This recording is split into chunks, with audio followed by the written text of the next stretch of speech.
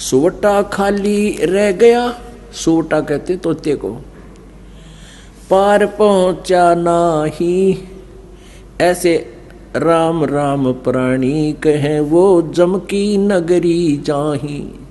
जिसके अंदर कसक ने ऊपर तो मंत्र जाप करते हैं, कहते हैं वो सूट तोते की तरह रटला रहे हैं। सुवटा पढ़े सुभान गति, अंदर नहीं उचारे, कुंज कुरल अंडपोख हैं ये कोस सैंस हजारे।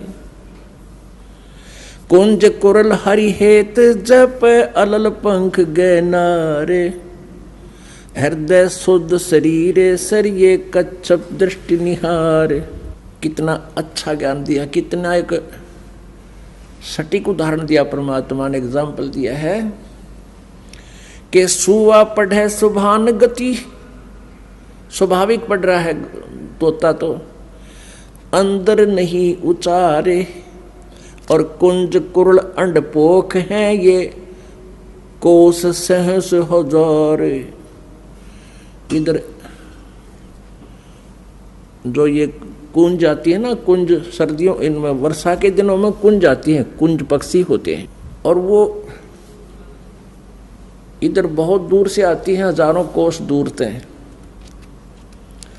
कोई इटली साइड से कहता है, कोई कहीं से, जैसा भी हमने उदाहरण को समझना है। वहाँ अधिक सर्दी होती है, जिस क्षेत्र में अधिक बर्फ गिरती है वहाँ वो क्या करती हैं, वो अंडे वहाँ पैदा कराती हैं, कुंज पक्षी, और वहाँ से ये चल पड़ती हैं इधर जहाँ नॉर्मल टेम्परेचर होता है और जहाँ उनको आहार प्राप्त होता है, यहाँ आ जाते हैं। तो वो क्या करते हैं, आप हमने देखा वो, क्योंकि विशेषकर ये धान धुन होते थे पहले, उन धानों को खाने के लिए कुंज ज़्यादा पहुँच जाती थी। तो वो क्या करती थी, एक पल भी बोलने से बंद नहीं होती थी, कुरुल कुरुल कुरुल कुरुल न्यू करती रहती थी। वो अपने अंडों की कसक में उन अंडों की तरफ उनकी एक विशेष तरंग जाती थी हृदय से, कि मेरे बच्चे कहीं मर ना जा, मेरे बच्चों का क्या होगा। तो वहाँ से वो अपनी उस तरंग से, उस कसक से, उस कुरलाहट से, और वहाँ हजारों कोस दूर यानी 2-3 हजार किलोमीटर दूर बैठी भी उन अंडों को वो पोष रही थी, पोख रही थी। जैसे एक तो पक्षी अंडों के ऊपर बैठकर उनको पोषण करता है, जैसे ये कबूतर हैं, कौवे हैं, इस तरह के पक्षी, और वो वहाँ से अपने अंदर की तरंग से, कसक से, कुरलाहट से, किलबिलाहट से उन हजार कोस दूर अंडों को पोषण पहुंचा रही है उस कसक से, और उनके अंडे वे फिर बच्चे बन जाते हैं। जब वो वापस जाती हैं अपने उस कसक की तरंग की सेटिंग तय, अपने अपने बच्चों के पास वो ऑटोमेटिकली मिल जाती हैं, वो भूल नहीं करती। तो यहाँ परमात्मा समझाना चाहते हैं आदरणीय गरीबदास साहिब जी, जिनको भगवान मिले, और भगवान परमेश्वर कबीर जी ने इनको अपने ही पाने का विधान बताया। वो क्या बता रहे हैं, सूटा पढ़े सुभान गति, अंदर नहीं उचारे, कुंज कुरल अंडपोख हैं ये कोस सहस हजार। अब क्या फार्मूला बताया है इसके अंदर, कुंज कुरल हरि हेत जप, अलल पंख गए नारे, हृदय शुद्ध शरीर सर, कच्छप दृष्टि निहार। ऐसी संगति जो मिले तो साईं से भेंट, ऊपरली बर्बाद है ये जम मारेगा फेंट।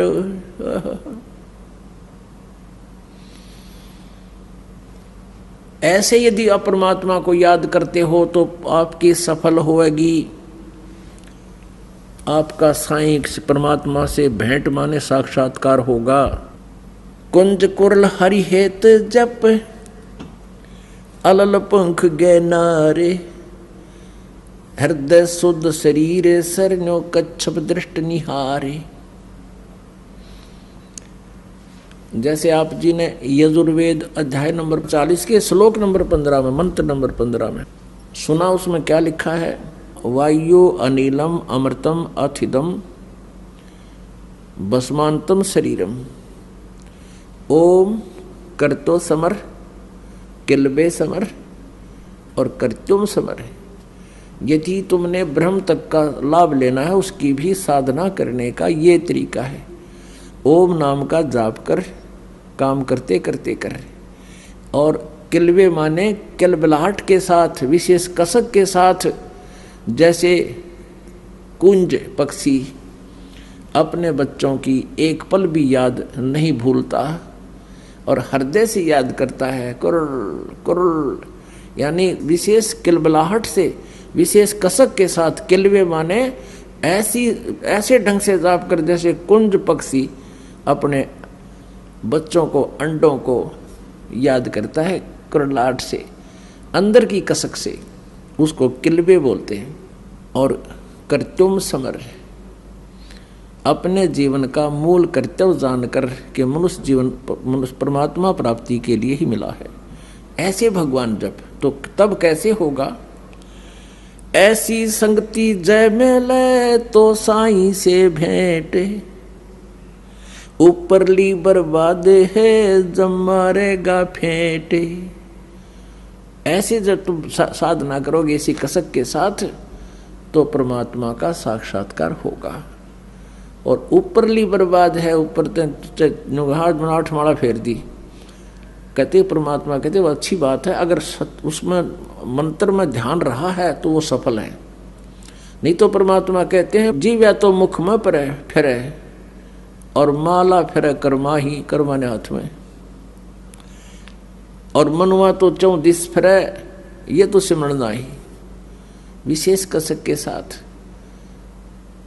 कहते तब परमात्मा मिलेगा। फिर और उदाहरण दिया है कि हृदय शुद्ध शरीर सर, सच्ची आत्मा ते सच्चे हृदय से, और ऐसे ध्यान लगा, ऐसे या उसको, जैसे ये कछुए जो होते हैं, कछुए तालाबों में रहते हैं, ये क्या करते हैं कि बाहर झाड़ियों में अंडे उत्पन्न कराते हैं। जो तालाब के आसपास झाड़ियां होती थी उनमें जाकर अंडे उत्पन्न कराते हैं और फिर रहते हैं जल में। तो अपने उन बाहर झाड़ियों में रखे अंडों का पोषण वो अपनी दृष्टि से करते हैं, बाहर से, जल के अंदर से। आपने देखा होगा ये कछुए, हमने खूब देखे जोड़ा पर तालाबों में, गामा में, तो नू इतनी गर्दन काट दिया करो नू बाहर न, और नू देखते रहा, और एक टक काफी देर तक देखा हमने, कोई मिनट तक वो नू ऐसे एक टक देखते रहते हैं। वो उन अंडों को ऐसे ध्यान से पोषण दे रहे हैं। तो ये हमारा मेडिटेशन है कि जैसे आपकी आंखें खुली हैं, आप बैठे हो, मंत्र कर रहे हो, जब आप सारनाम का जाप करते हो तो आपका मेडिटेशन साथ में चलता है। ये विधि हम उसको उपदेश देते समय बताते हैं। तो हमारा जैसे हम यहाँ बैठे हैं और हमारा ध्यान उस सतलोक में है कि हम यहाँ नहीं रहेंगे, हमारा लोक यहाँ नहीं है, हम सतलोक में जाएंगे। जैसे एक अलल पक्षी होता है, उसको अनल पक्षी भी बोलते। अनल, अनल माने वायु होती है, अनिल, और वायु में विचरने वाला वो पक्षी होता है। अब बहुत से पक्षी ऐसे हैं, बहुत से ऐसे जानवर भी हैं जिनकी जाति नष्ट हो गई है। सदग्रंथों में एक ऐसे पक्षी का विवरण आता है कि वो अलल पक्ष कहलाता था, अलल पंखी पक्षी। वो वायु में रहता, ऊपर, बहुत ऊपर के स्थान पर है, और वो ऊपर से ही अंडे छोड़ देती है। मादा अलल अंडे भगवान का वाला छोड़ देती है, ऊपर से अंडे वायु में ही, आकाश में अंडे पैदा कर देती है। और वो कहाँ करती है? जहाँ केले के वन होते थे, वन, ऐसे कीड़े फंसे रहते थे एक दूसरे में, तो वो उस स्थान का उनको आइडिया होता था, उसी के आसपास वो घूमते रहते थे। उसी केले के वन के ऊपर वो अपना उनको आइडिया होता था, वहीं रहती थी। वहाँ से अंडे छोड़ देते थे, भगवान वाला है। और वो अंडा अच्छा भारी होता था, नहीं इतना बड़ा 4-5 किलो का, और ऊपर से आता गड़ गड़ गड़ करता हुआ, और आते ही वो केलों के वृक्षों पर गिरता हुआ उनके पेड़ों को तोड़ता तोड़ता फिर जमीन पर जाकर गिर कर गद से फूट जाता। अब वायु की घर्षण से, गर्मी से वो पक लेता, उसमें बच्चा बन जाता, और एकदम जब सीधा आकर धरती पर गिर जाए तो बच्चा भी मर जावे। वो केलों के पत्तों पर, ऐसे उलझे हुए पत्तों पर गिरता, जोर से उनको तोड़ता हुआ, यानी उसकी गति कम हो जाती, स्पीड कम हो जाती, और फिर गिरते ही फूट जाता। फिर वो पक्षी, छोटा बच्चा, वहाँ के अन्य पक्षियों में रहता है, उनके साथ मित्रता रखता है और खाता पीता भी है। लेकिन उसके हृदय से इस बात की भूल नहीं गिरती, ये भूल नहीं पड़ती कि मेरा ये ठिकाना नहीं है। उसको हरदम याद रहता है कि ये मेरा स्थान नहीं है, ये मेरा परिवार नहीं है, मेरा परिवार ऊपर है। परमात्मा की दी हुई इसमें एक ऐसा गुण होता है, तो वो पल पल उस माता पिता के लोक में जाने का वो प्रयत्न करता है, उड़ना सीखता है। जब वो खूब उड़ना सीख लेता है तो उसका वहाँ के मित्रों में कोई मेल नहीं रहता, वहाँ के पक्षियों में उसका कोई लिंक नहीं रहता, लेकिन जब तक रहता तब तक उनसे खूब प्यार से रहता है। तो चलते समय वो क्या करता है, जब खूब उड़कर देख लेता ऊपर तक, तो इतना भारी पक्षी बताया है कि चलते समय वो 5 हाथियों को उठा ले जाता था अपने पंजों में फंसा के। अपनी आत्मा देख, हमने इस बात पे नहीं जाना है कि ऐसा कैसे था और कैसे था, ये तो हमारी जो सोच है वह जीव वाली है, और हमने सिर्फ ज्ञान से लिंक रखना है। कहने का भाव ये है कि हम यहाँ आकर गिर गए, ये हमारा लोक नहीं है। अब परमात्मा को पाने के लिए हमने उस अलल पक्षी के अंडे बच्चे की तरह यह सुरती हटानी नहीं चाहिए कि मेरा परिवार वहाँ है, यहाँ नहीं है।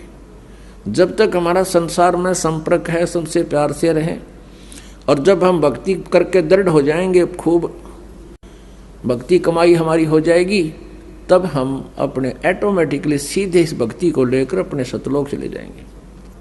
अब इसको कहा है कुंज कुरल हरि हेत जप, अलल पंख गए नारे।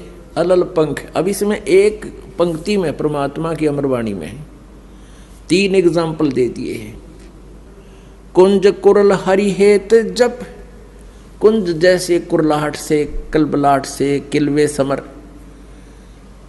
हरि हेत जप, परमात्मा को प्यार से, ऐसे कसक से जप। और अलल पंख गए नारे, उस अलल पक्ष की तरह डगमग ना हो, पहाड़ की तरह अडिग इरादा रहे, वो अपने माता पिता के पास जाने का, सतलोक में जाने का। हृदय सोद शरीर सर, कच्छप दृष्ट निहार। इस हृदय रूपी, शरीर रूपी सरोवर में शुद्ध हृदय से, और कच्छप दृष्ट निहार, जैसे कछुआ देखता रहता है, एक टक भी उसे दृष्टि नहीं हटाता, ऐसे ही आप जी का जो सूक्ष्म मेडिटेशन ध्यान है, हमारा सूक्ष्म ध्यान कैसा है? जो पति भरता पति से राती, आन पुरुष नहीं भावे, बस पी हर मैं सुरत प्रीतम में, ऐसे ध्यान लगावे। जैसे लड़की का विवाह हो जाता है, अपने मायके आ जाती है, लेकिन उसका अपने पति के प्रति वहाँ रहते हुए मौन रहती है, जिक्र भी नहीं करती। तो ऐसा हमारा ध्यान है जैसे लड़की अपने माता पिता के यहाँ रहते हुए भी अपने पति का ध्यान उससे हटता नहीं। तो ऐसे ही कहते हैं जैसे कच्छप दृष्ट निहार, हम यहाँ रहते हुए भी सतलोक जाएंगे, हमारी वो कच्छप यानी कछुए जैसी नजर दृष्टि व सूक्ष्म दृष्टि सतलोक में जाने वाली ऐसे निरंतर बनी रहे, तो तब हम परमात्मा पाएंगे। ऐसी संगति जो मिले तो साईं से भेंट, यदि ऐसा कोई संत मिले, ऐसी संगत वाला संत मिले, ये मार्गदर्शन करने वाला मिले, तो भगवान प्राप्ति होगी, परमात्मा का साक्षात्कार होगा। और ऊपरली बर्बाद है जब मारेगा फेंट, यानी जैसे ऐसी कसक नहीं है और साधना भी कर रहे हो तो काल तुम्हारे ऊपर कभी भी अटैक कर सकता है। जैसे सूरज के आगे बदरा ऐसे कर्म छयारे, प्रेम की पवन कर चुत मंजन जलक तेज नयारे। अपने आत्मा ज्ञान से और इस भक्ति के साधना से, सत साधना से आपके हृदय में एक विनम्रता आवेगी,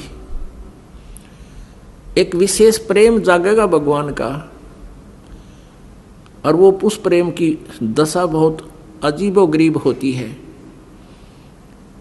परमात्मा कहते हैं प्रेम छुपाया ना छुपे, जागट प्रगट हो, मुक्त चाहे बोले नहीं पर नैन देते हैं रो। जब आप परमात्मा की हम कोई कथा सुना है, कभी ऐसी कोई चर्चा चलती है, तो आंखों में ऑटोमेटिकली आंसू आ जाती है। तो समझो आपकी भक्ति यानी वो प्रेम की पवन स्टार्ट होगी है और परमात्मा अवश्य मिलेंगे। बोलो सतगुरु। श्रीमद् भगवद गीता अध्याय नंबर 16 के श्लोक नंबर 23 और 24 में कहा कि शास्त्र विधि को त्याग कर जो मनमाना आचरण करते हैं, उनको न तो कोई सुख होता है, न उनको सिद्धि प्राप्त होती है, और न ही उनकी कोई गति होती है। और इन तीन चीजों के लिए परमात्मा ये भक्ति करते हैं, परमात्मा को याद करते हैं, और यही नहीं हुई तो फिर उसका लाभ क्या करने का, व्यर्थ प्रयत्न हुआ। अपने आत्मा परमात्मा ने आकर ये ज्ञान दिया कि सबसे पहले आपका गुरु हो, गुरु भी पूरा हो। ये गुरु नकली गुरुओं ने सारा काम बिगाड़ रखा है। तो सूक्ष्म वेद में कहा कि गुरुआं गाम बिगाड़े, संतो गुरुओं गाम बिगाड़े, ऐसे कर्म जीव कला दिए, ईब जड़े नहीं जाड़े। ऐसे कर्मों से ये लिप्त कर दिए, अब इतना ज्ञान देने से भी वो उनसे हटने को तैयार नहीं, क्योंकि घना पुराना रंग हो गया। तो पुण्यात्माओं, परमात्मा जब यहाँ आए, छोटे से 5 वर्ष की आयु में ही वे अपना इस यथार्थ ज्ञान का प्रचार करने लग गए थे। उनके ज्ञान के सामने बड़े बड़े ऋषि, महर्षि, मंडलेश्वर सभी परास्त हो गए थे। लेकिन इस मन की ऐसी वृत्ति है, सच्चाई का ज्ञान हो जाता है, फिर भी वहां से हिलने को तैयार नहीं। एक बार ये दास नगर नगर में, शहरों में सत्संग करने लगे थे। भक्तों ने सब मिलकर के एक सखी मनाई थी। सन 2003 में हमारा एक एपिसोड तैयार किया गया था परिभाषा प्रभु की, और उस आस्था चैनल के ऊपर उसको चलाया गया था। वो 6 महीने चला था। ये सभी संत और पंथ बौखला गए। इन्होंने उस आस्था चैनल के मालिक को इतना दबाव दे दिया कि इस प्रोग्राम को बंद कर दे, नहीं तो हम अपने सभी प्रोग्राम वापस ले लेंगे। ये तो अंडरस्टूड है, ये जहां ये चलेगा उनका तो चल ही नहीं सकता। कोई सुना कोई नहीं उनने, तो उसने मजबूर होकर के हमारा प्रोग्राम बंद कर दिया।